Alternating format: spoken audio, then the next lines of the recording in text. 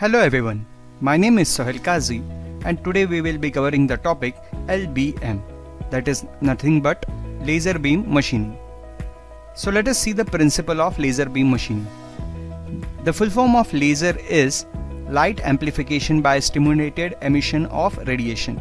And laser beam machining is a thermal machining process which uses laser beam to produce heat and remove material from workpiece. So let us see the components of laser beam machining. On the right side you can see the constructional setup of laser beam machining, and here you can see the actual laser beam. This laser is nothing but a ruby laser. The components of ruby laser are the ruby rod, the flash lamp that you can see in green color, and also there is a power supply to the flash lamp.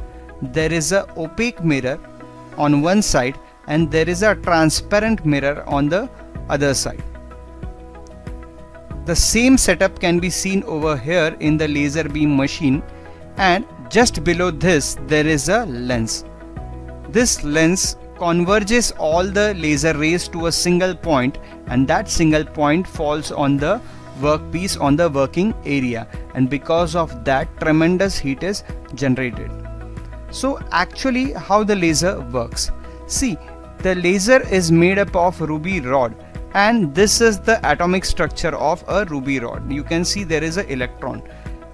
When the flash lamp is turned on, the electrons from the atom of ruby rod get excited and they jump from one shell to another shell, and this produces invalency, unstableness, and because of this the atom again comes back to the original cell. In this process, when the electron jumps from its shell, goes to another shell and again comes back to its original shell, a tremendous amount of energy is generated in the form of packet, and that is called as photon. And these photons are collected from every atom of the ruby rod and they form a laser light. So let us see the components in detail. The very first thing is ruby rod. Ruby rod is nothing but aluminum oxide. The diameter 10 mm is taken and length is 100 mm. Flash lamp is taken, which is filled with gases like xenon, argon, krypton, etc. Why these gases are filled?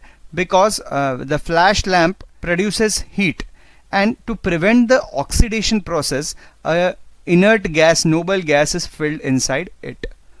Cooling arrangement is provided. As the flash lamp gets heated up, to cool it, liquid nitrogen at around -196 degrees Celsius is taken. Lens is used to focus the laser beam, and high voltage power supply is provided to the flash lamp. So these all are the components and process parameters of laser beam machining. Now let us see a small video to understand the process of laser beam machining. So inside the laser machining there is a flashlight and there is a ruby rod. There is a reflecting mirror on one side and partial reflecting mirror on other side. Also there is a lens provided to converge all the laser rays. There is a workpiece material. This is a position table for the movement, which is CNC controlled. As the electricity is provided to the flash lamp, high voltage current is supplied to the flash lamp, laser beams are produced, and laser beam is directed out from the partial reflecting mirror. It falls on the lens, and after falling on the lens it converges to a single point and falls on the workpiece. Because of this the temperature increases tremendously and the workpiece is machined. You can see over here that workpiece is machined now. Now let us see the process in detail. At first the laser material ruby rod is filled into the discharge tube. After that the power supply is switched on, which is used to light up the flash lamp. The light from the flash lamp is used to excite the electrons of atoms. This flash lamp is a monochromatic source of light, a very bright light which falls on the ruby rod.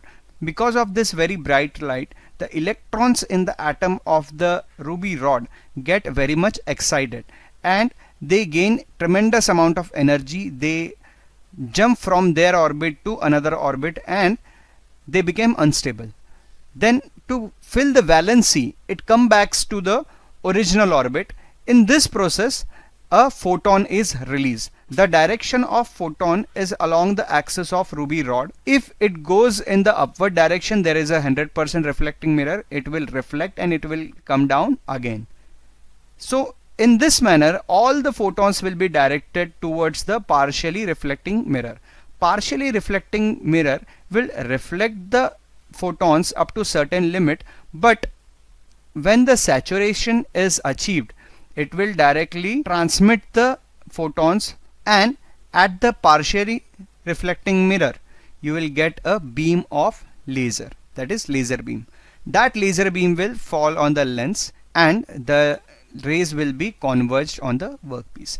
Then the atoms of laser material absorbs energy from the light energy produced by the flash lamp, as I have said. Here you can see the same diagram. The electrons are jumping from one orbit to another and again coming to its previous orbit, and in this process the photon is released.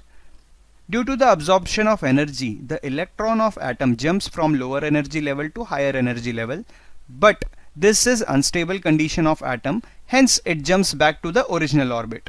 In this process, the atom starts emitting energy continuously. This energy is emitted in the form of highly amplified same frequency and a same wavelength coherent light that is called as photon.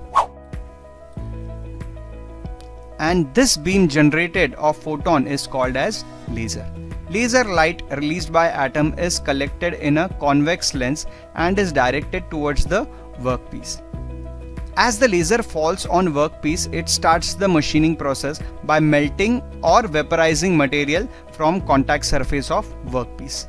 The temperature of this laser beam machining reaches up to 10,000 degrees Celsius, which can directly vaporize any material. Now let us see the advantages of laser beam machining. It can be used to cut any material. No tool cost because no physical tool is required, and hence no cost for maintenance and replacement of tool. As this machining does not require any workpiece to be electrically conductive, you can cut any material in it. No delamination is caused as there is no physical contact with the workpiece. It can be easily automated and is very flexible. Complex shapes of different size can be machined as laser can be moved in any path. It gives very good surface finish. Micro holes can be drilled in workpiece with high accuracy. Now let us see the disadvantages. Very high capital and maintenance cost. As production of laser is very costly, the total cost of machining goes very high, and also the maintenance cost is very high. It cannot be used to produce blind holes. It can lead to safety hazard. See, laser is a very precise machining process. So if by any chance laser is deflected and it goes to your body part or your eyes, there are chances it may produce health hazards. So that was it from my side. Thank you very much for watching. If you like this video, press the like button and do subscribe to this channel. Thank you very much.